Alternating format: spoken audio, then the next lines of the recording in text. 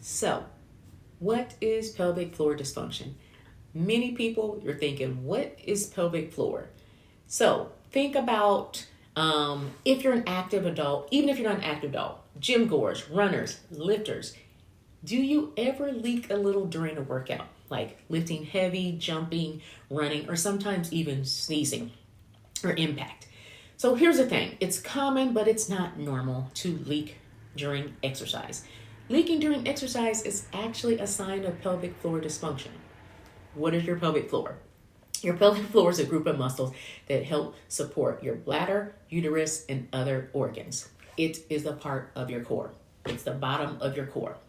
When these muscles aren't working in harmony, they're not jiving together, it can lead to issues like leaking, discomfort, or even pain during workouts. So the good news is you can address this.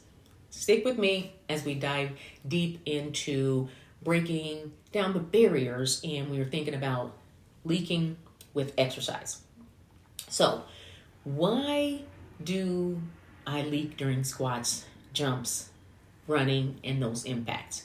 So think about when you do squats, box jumps, or burpees, you're putting a lot of impact not only on your joints, but on your core as well. And your pelvic floor is part of that core. So sometimes people start doing these activities and they're worried about leaking, or they've leaked in the past and they start to avoid them. So let's talk about why this happens. So leaking often happens when there's a disconnect between how much your pelvic floor muscles can handle the pressure placed on it during high impact or heavy lifting. It can be due to weak muscles that are too tight, or poor breathing techniques as well. Remember that. Remember the muscles are too tight as well. Also, there's changes in like postpartum recovery, hormonal changes, or even how you're bracing during a lift can also play a role. It's good to know you're not broken, and it doesn't mean that you have to stop working out. So you don't have to depend on, hey, when I work out, I'm going to wear Depends or a brief or a pad and just suck it up and continue to live that way. Nobody got time for that. And no, you don't want to be one of them commercials when you're running at the beach and have your Depends on. That ain't it.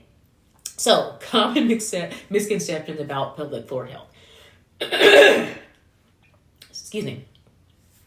Think Kegels are the magic solution for pelvic floor dysfunction. Let's bust that myth. So, Kegels can help if your pelvic floor is weak, but if it's too tight or uncoordinated, remember, these are a group of muscles, so they have to coordinate and work together.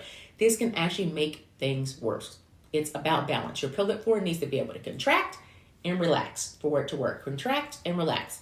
If it's already tight and all you're doing is tighten it more, then you can see where it's not going to be the most effective approach to do Kegels. So it's not a one-size-fits-all approach. It does not work here.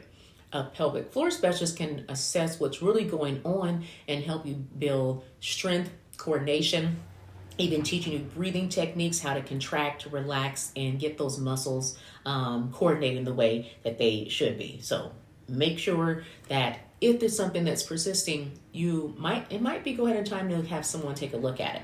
So if you want to reduce leaking during workouts, here's a couple of simple ways to think about managing leaking during your workouts.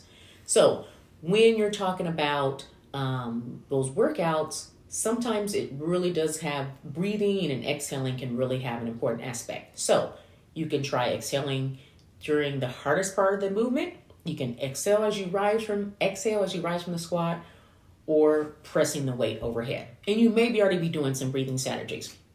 Second, check your alignment. Keep your ribs stacked over your hips. Third is going to be reduce the load or modify the movement until your pelvic floor can handle it. Now, this is where pelvic floor specialist comes in. When I'm treating individuals, we make modifications catered to them. Small changes can make a big difference. So if you try some of those three things, let me know which one of those has worked for you. When I'm looking at clients individually, we're able to come up with a more customized approach and see where those muscles are breaking down for them. So strengthening your pelvic floor isn't just about doing Kegels. So because your pelvic floor is part of your core, you need to train it like one. So just thinking, oh, it's just one muscle, multiple, greater than 10 muscles that are all coordinated and try to work together. So instead of just doing Kegels, focus on functional exercises. So here's one thing for you to quickly try. Line your back with your knee span. As you inhale, let your belly and pelvic floor relax. Just let it relax. As you exhale, gently lifting. That exhale lifts the pelvic floor, and you're going to go press into that bridging position. That inhale and exhale coordination is going to help with building strength and coordination of those muscles. So try that move for 10 reps. See if you feel a difference. This could just be a building block for you to be able to dive deeper into what's going on with your pelvic floor. So when to see a pelvic floor specialist. So you try the things. You're still having issues. You actually haven't determined and not have the assessment to say, are these muscles overactive? Are they weak? Is it a coordination issue? So if you're struggling with pelvic floor issues like leaking or pressure, it's okay to ask for help.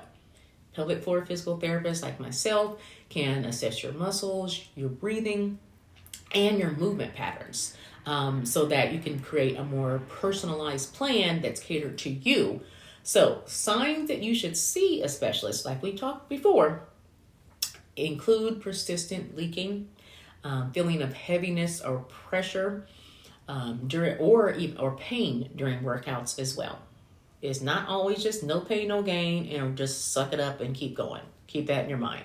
You don't have to live with these symptoms. So drop me a line down below if you need help find a specialist in your area, or I'd be definitely happy to help.